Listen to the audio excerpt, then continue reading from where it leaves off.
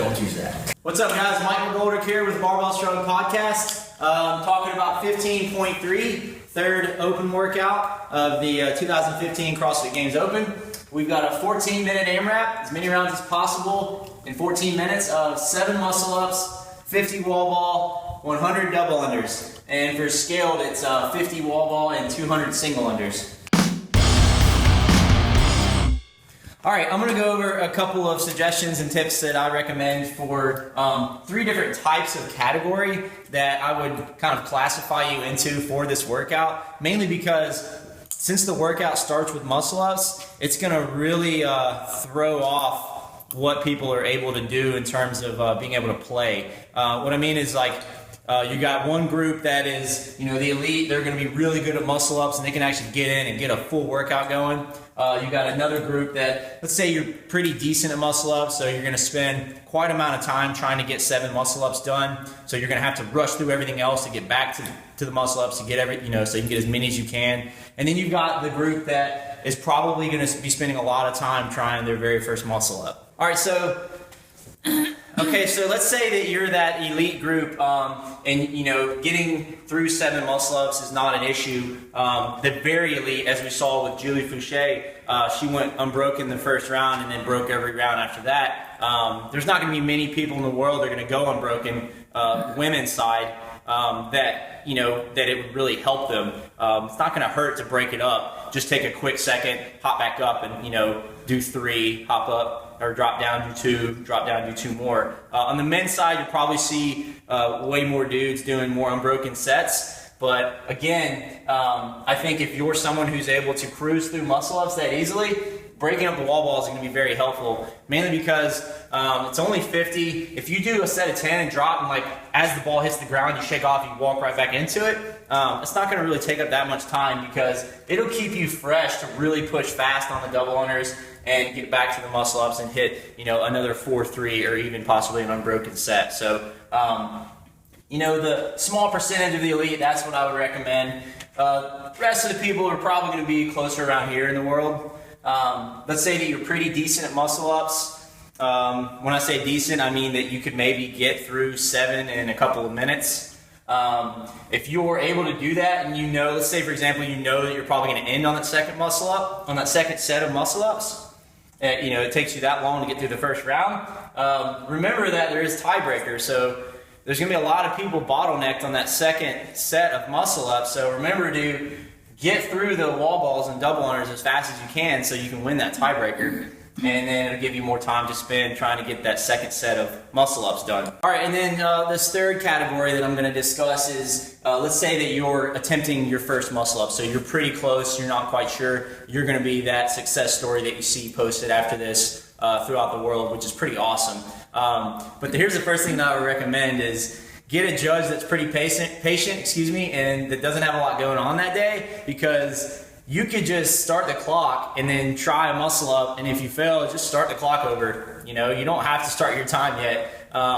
Technically, if you miss and you're not going to try for a few more minutes, just start the whole thing over. I don't see how that's not doable. So just make sure you've got someone who's patient enough to sit there and let you retry over and over. Oh yeah, and also remember that, look, you're not going to get any stronger in the next couple of days, but you can get your technique better. So I recommend spending the time learning to make your kip a little more efficient and get some practice in, watch some videos, but don't overdo it. You're not going to get stronger. Your muscles aren't going to grow in a couple of days in this time. So yeah, spend more time working on fixing your technique rather than getting stronger to get the muscle up done. For those of you who are able to get through the muscle ups pretty quick in this workout, you're going to want to practice some rhythmic breathing because you're going to be able to get through muscle ups a lot faster. The wall balls and double unders are going to blow you up. So take your shirt off, and when you're getting breath in between muscle ups and wall balls, make sure to really rhythmically breathe with the abdomen. All right, so another recommendation I have, let's say it could go for either category, whether you're scaled or doing RX, is descending reps. So I think we figured out that most of the world is going to be breaking up the wall balls quite a bit. So doing things like descending reps, like I mentioned 2 weeks ago, where let's say you've got 50, you could do something like 20, 20, and then 10, or even better mentally, it might be 25, 15, 10, is that 50? Yeah. Just so forth, you know, break it down that way. That way you do a set, and then the next set you're like, all right, 15, that's a lot easier than 25. It just kind of gets easier as you go, right? So I highly recommend things like this. They're better on you mentally. And even as simple as, you know, 10, 10, 10, like sets of 10 across the board. Is the point is that whatever you can do to keep yourself moving with short rests, even if you do a big set, yeah, it may be faster, but I still think that no matter how hard you try to move quickly back into double unders, when you finish a big set of anything, you're just naturally going to take a longer break. All right, a few tips on wall balls are, for me personally, when I'm doing high amounts of wall balls, like high reps, I like to let my arms drop in between reps, like when the ball's in the air, so it'll look like this.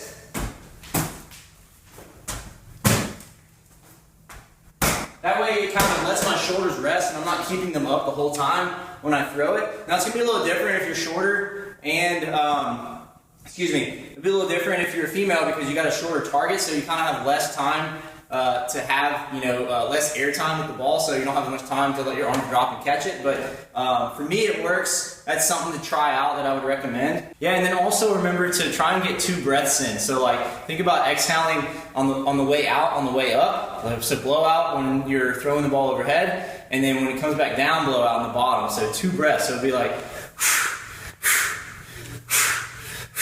it'll look like that. So same way you breathe if you're doing a thruster. Kind of the same concept. And then finally, we'll end with some tips on double unders. I'll get to single unders too in a second, but start off with double unders. Highly recommend getting rope, especially in RX. They're the best ones out there. And there's no coincidence that they happen to sponsor tonight's event. Beyond that, look, there's a ton of videos out there. We've even got some technique wads about double unders, but just a couple of quick tips I can throw at you are, double unders are different than single under jumps. A double under jump is a lot slower, right? It's a lot slower frequency. You're not jumping as often, whereas you would with a single under jump, which is fast and repeated like this. Double unders are a little slower, so just remember that. If you're someone new who's trying to figure out double unders and you're doing this singles and then you try to go real quick, you gotta remember that the jump is a little different. So slow it down, jump a little higher. The more time you spend in the air, the more time the rope has to go around you. Remember to try and stand up tall and long as well. So if it's natural to want to pike, I know it's hard to think learning a new skill like this, but just remember to really think about stretching your body out. It looks something like this. So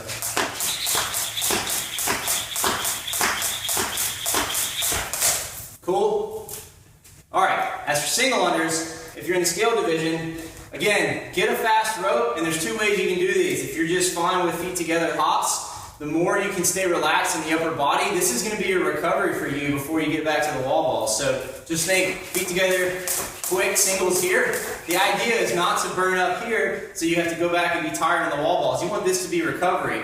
However, you can get through these really quick, the more efficient you are, right? So again, everything nice and tight, relaxed, small jumps, or if you're even better, you can do single leg at a time, because it's a little faster in my opinion. Yeah, so now in terms of muscle ups, let's say that you've got kicking muscle ups and you don't need a false grip, or you're someone who's really close to getting kicking muscle up. Keep practicing the technique. Like I mentioned a minute ago, you're not going to get any stronger this week, but you could fix your technique, and I believe that you can do it, so keep trying. You never know that, like, maybe just learning to kick correctly, getting your hips a little higher, your body a little bit higher is going to bring you, just enough above the range where when you sit up, you're going to land in it and it's going to blow your mind and be surprised. So again, there's plenty of videos out there. We've got a ton of technique wads. Power Monkey Fitness puts out a lot of really good information on how to improve the kick, so I recommend checking those out. But just some simple things to remember is when I jump up and grab the reins, I'm always looking for like a pseudo, or like a combination of like a false grip and like a neutral grip. So I'm kind of here forward in the reins, not quite a false grip, but it's just about here, if you can see my wrists. And then just practice those swings, leading with the toes. Alright, you just get more power out of that. It's going to really help you maybe string a few more together. And then second is, a lot of you have muscle ups, but have to do them with a false grip, and that's fine. If you're going to do that in this workout, remember, try and get 2 boxes to set up on both sides of the rings. That way, instead of having to stand on one and kind of lean over and then get ready and quickly hold the false grip and flash out, you can stand up on it like this, with it on both sides, set your false grip nice and relaxed, and then immediately turn and flash and go from there, okay? Give that a shot too. Chris's hot tips for the ladies And the fellas. Chris's hot tips for the ladies And the fellas. What's up, everybody? The road to the 2015 CrossFit Games continues tonight with 15.3. It was an AMRAP, 14 minutes, I hear. That's a lot of AMRAPing. Muscle ups, double unders, and wall balls. All sounds very intense. There's lots I could say about it, mostly complaining. But I must first tackle the elephant in the room. That's not me, of course. That's a controversy. Last week we didn't get to it, but I must comment on the sandbaggers of 15.1. My brothers in arms. Some people got in trouble because they skipped out on the reps, and they instead went for the heavy clean and jerk. I can identify with that. Especially because tonight, I must say and admit that I hate everything about this workout. So I'm going to show you 3 awesome tips for how you can sandbag the hell out of this workout and get a minimal score. Let's go.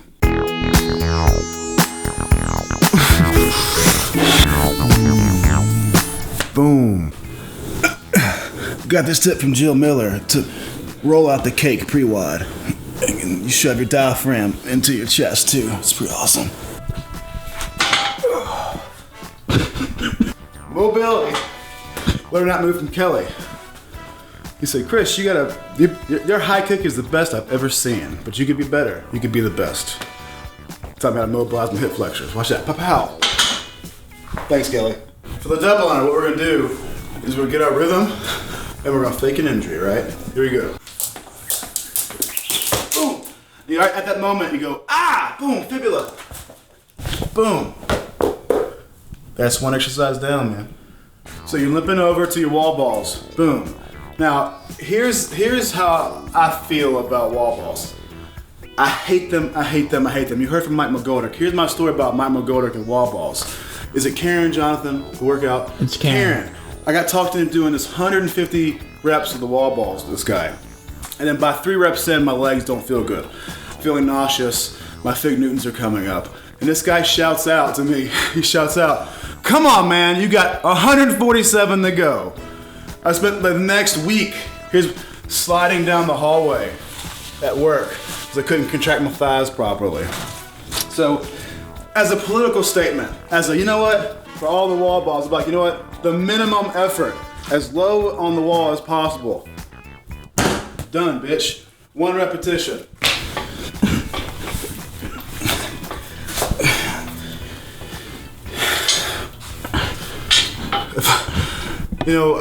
Most people think, Chris, you have a master's degree in sports science?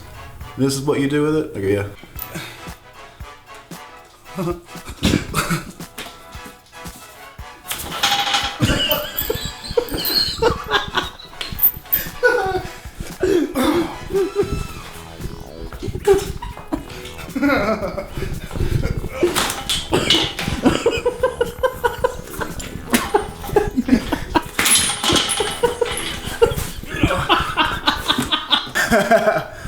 I thought for a minute that might work, but turns out that doesn't work at all. Clearly, sandbagging is not the answer, folks. I recommend that you go out and have a good time and, of course, try your best.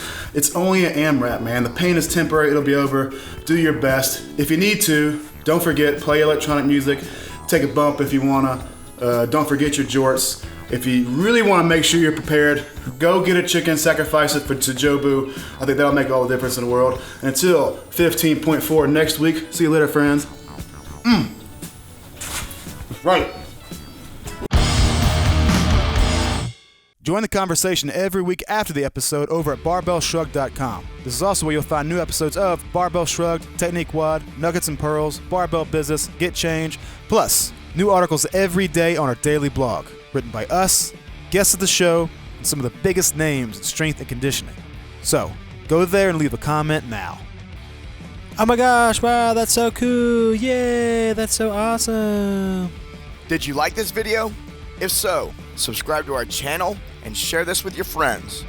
And if you want even more free, awesome resources to help you reach your fitness goals, plus some updates that we only share over email, head over to barbellshrugged.com and sign up for the newsletter.